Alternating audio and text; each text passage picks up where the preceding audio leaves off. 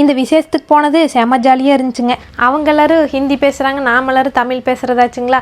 அவங்க என்ன பேசுகிறாங்கன்னு நம்மளுக்கு ஒன்றும் புரிய மாட்டேங்குது, நாம் என்ன பேசுகிறோன்னு அவங்களுக்கும் ஒன்றும் புரிய மாட்டேங்குதுங்க. அவங்க ஒன்று சொல்ல நாங்கள் ஒன்று செய்யன்னு ஒரே கூத்தாக இருந்ததுங்க. அங்கே நம்ம வீட்டு சைடில் விசேஷம் வச்சா முதல்ல பொண்ணோட பேர் தானேங்க நாமெல்லாம் கேட்போம். ஆனால் இங்கே விசேஷமே முடிஞ்சு போச்சுங்க. அதுக்கப்புறம் நைட்டு தான் பொண்ணு பேர் கேட்கலையேன்னு கேட்டு தெரிஞ்சுக்கிட்டேங்க. நம்ம மாப்பிள்ளை தம்பி பேர் சூர்யான்னு எங்க எல்லாருக்கும் தெரியுங்க. ஆனால் பொண்ணு பேர் ஹையாங்களாமா. அவங்க எல்லாரும் வந்தது முதல்ல சாமி கும்பிட்டு அதுக்கப்புறம் வந்தவங்களுக்கு எல்லாத்துக்கும் கிஃப்ட் கொடுத்தாங்க. அப்புறம் பொண்ணு மாப்பிள்ளைக்கு சீர் செய்யணும் அப்படின்னு சொல்லிட்டு 2 சேரை போட்டு அவங்க 2 பேத்தையும் உட்கார வச்சு சீர் செய்ய ஆரம்பிச்சிட்டாங்க. பெரியவங்க எல்லாம் இருந்தாங்க, பூ வச்சு பொட்டு வச்சு சீர் பண்ணுவாங்கன்னு நினைச்சிட்டு நின்றுட்டு இருந்தோம். கடைசியில் எங்களையும் சீர் பண்ண விட்டுட்டாங்க. எங்க 2 பேத்தையும் வேற பெரிய மனுஷங்களாம் நினைச்சு காலில் எல்லாம் வேற விழுந்தாங்க. சரி தம்பியும் தங்கச்சி இன்னைக்கு சந்தோஷமா இருக்கட்டும் அப்படின்னு சொல்லி நாங்கள் 2 பேரும் ஆசீர்வாதம் பண்ணிட்டு அதுக்கப்புறம் இந்த பக்கம் வந்துட்டாங்க. அவங்க ஊர் சைடுல இது ஒரு முறையாட்ட தெரியுதுங்க. ஒரு 500 ரூபா நோட் எடுத்து பொண்ணு மாப்பிள்ளை தலையெல்லாம் சுற்றி கல்யாணம் ஆகாத பொண்ணுக்கோ பையனுக்கோ இல்லை சின்ன குழந்தைங்களுக்கோ அந்த காசை வந்து கொடுத்துட்றாங்க. பூ வைக்கிற ஃபங்க்ஷன்ல சூப்பராக முடிஞ்சு போச்சுங்க. விசேஷமெல்லாம் முடிஞ்சதும் பொண்ணு வீட்டு சைடில் எல்லாரும் ஒரு மாதிரி ஆயிட்டாங்க. என்னதான் இருந்தாலும் இனி பொண்ணை பார்க்கறக்கு வரணும்னு வைங்களேன், ராஜஸ்தான்ல இருந்து இங்கே கோயம்புத்தூருக்கு வரணும் இல்லைங்க என்ற ஃப்ளாஷ்பேக்ல எனக்கு ஞாபகம் வந்துருச்சுங்க. எனக்கு கல்யாணம் ஆகும்போது